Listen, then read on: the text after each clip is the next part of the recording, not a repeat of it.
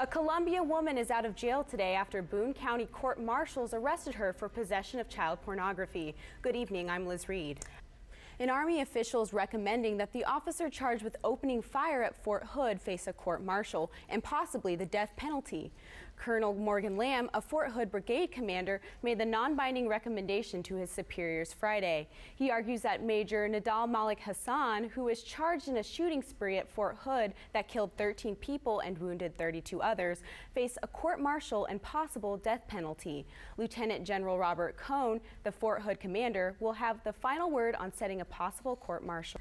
Jefferson City kids got to ride a new therapy horse today, but its wood grain finish and leather ears make Chesty Puller a lot different than your average steed.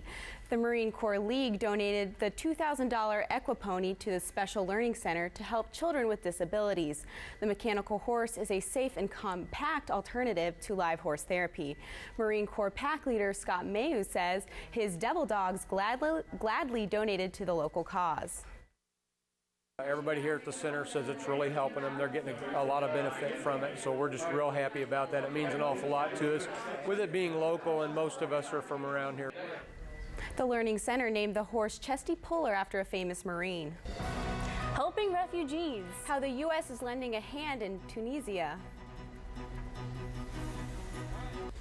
The British government seized a ship carrying $160 million worth of Libyan currency Friday. A government official said the ship, whose nationality was not released, returned to Britain after its captain decided not to dock in Tripoli because of the unrest. The second seizure of Libyan currency in 7 days. Earlier this week, Britain seized $1.5 billion worth of Libyan currency. Britain has banned the export of Libyan banknotes because of UN sanctions. Britain is headquarters for an international printer that prints currencies for 150 countries. Two separate shootings in less than 24 hours in mid-Missouri. Jefferson City police are still on the lookout for a suspect who could be dangerous. Good evening, I'm Liz Reed.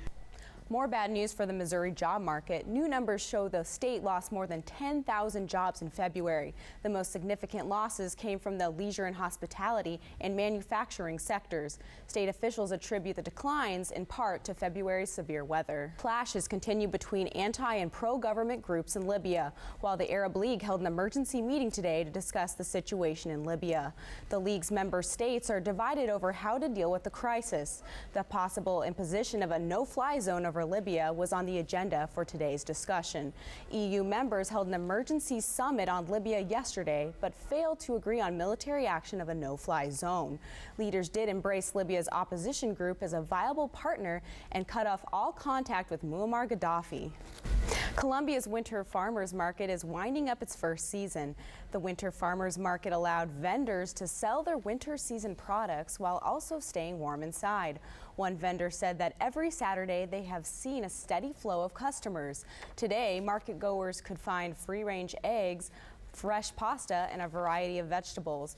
Rhonda Borgmeyer says she is able to continue selling now because of this indoor market.